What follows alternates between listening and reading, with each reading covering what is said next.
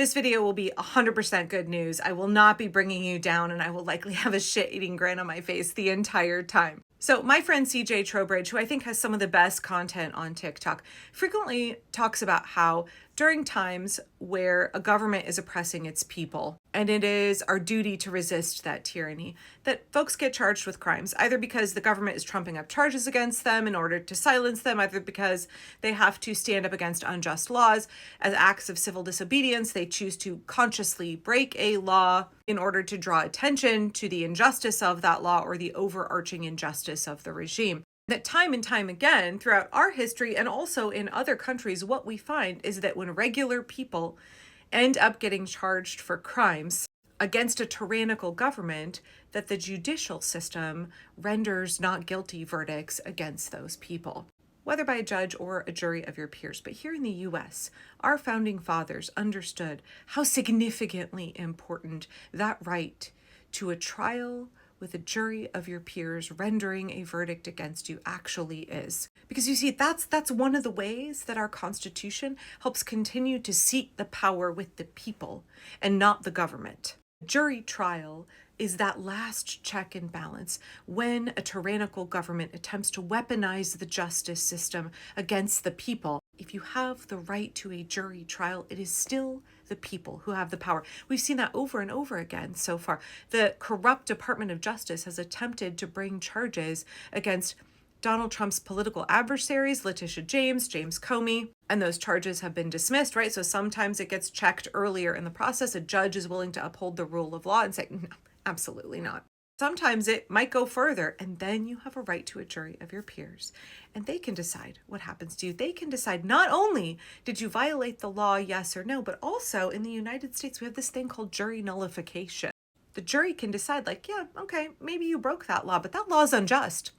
You should not be going to prison for that thing that you did. And we've seen several instances so far in the last year where Pam Bondi's corrupt Department of Justice has attempted to bring charges against Americans. And either judges have thrown out the cases or juries, like in the Sandwich Guy in DC, juries have said like, are you kidding me? No, absolutely not. Not guilty. No, fuck off.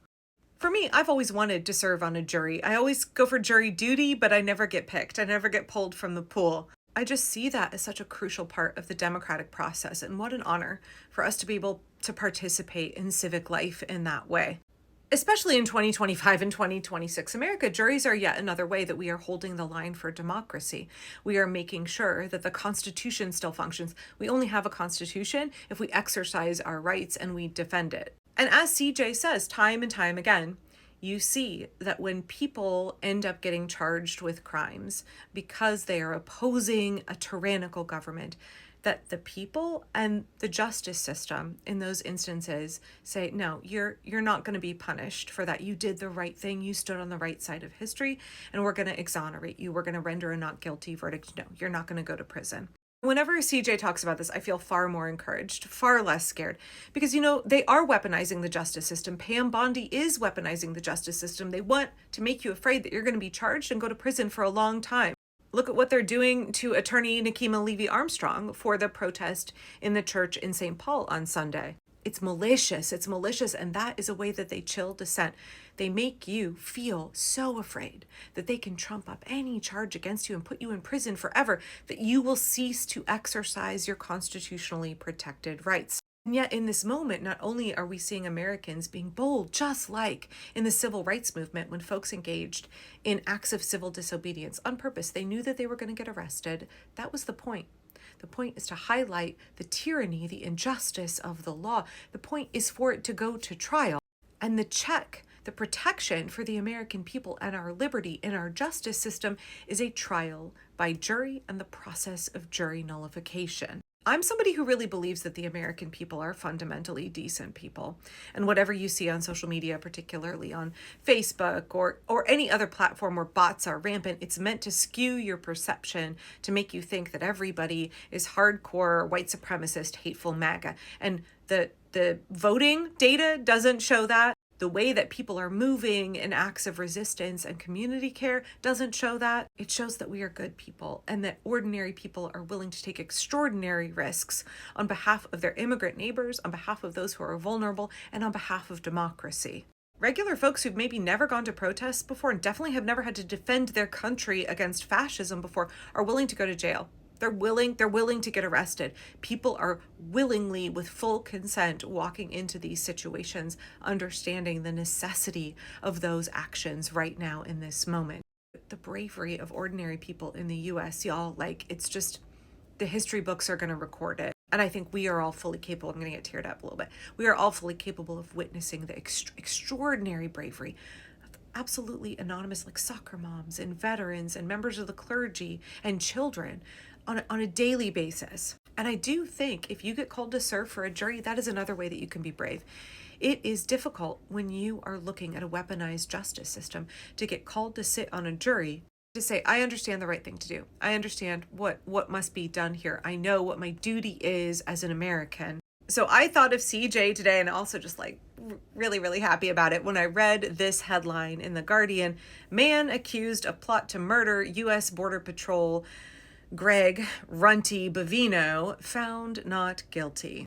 This next line: acquittal of Juan Espinosa Martinez in Chicago marks the latest major federal prosecution to fall apart in court. They are desperately trying to trump up charges against people, be it immigrants, be it Americans who are protesting, anybody. They want to weaponize the justice system to make us all afraid to exercise our rights.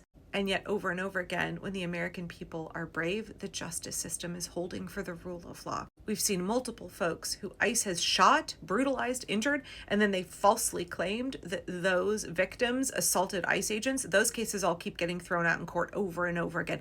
They really want one of those to stick, and they're not, because these people are not assaulting ICE chuds. ICE is shooting them and beating them and ramming their cars into them. But ICE thinks the way that they cover up their crimes, the way that this regime attempts to cover up their crimes, is that they try to charge their victims. But they don't understand how the justice system works. They don't understand that checks and balances are still in place. There are judges who will side with the rule of law. Grand juries still function and juries still function. Okay, from The Guardian: a man accused of a murder for hire plot targeting a top U.S. Border Patrol leader was found not guilty on Thursday in Chicago, the latest high-profile prosecution by the Department of Justice to fall apart in court.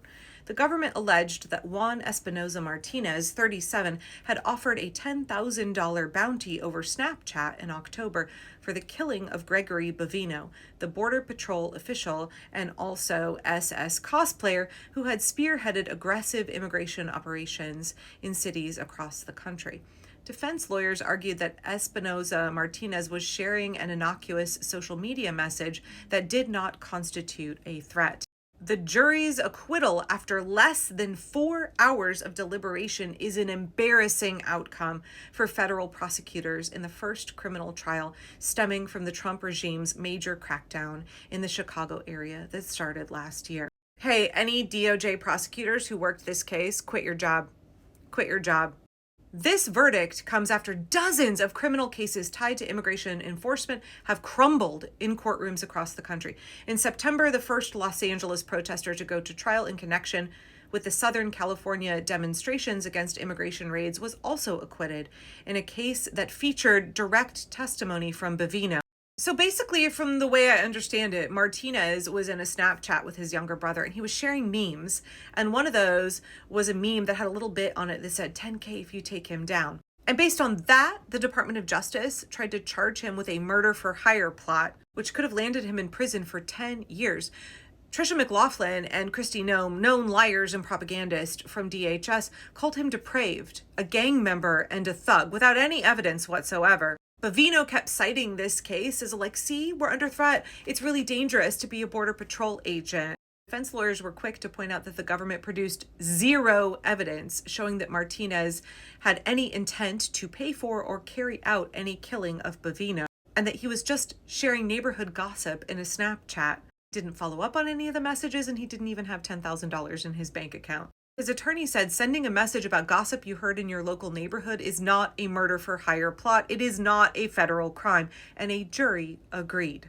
I know we think that the courts work really slowly. I know that Pam Bondi and Donald Trump are trying to weaponize the courts against us. But I want you to understand, just like in this case, dozens of times in the last year, the American judicial system is holding.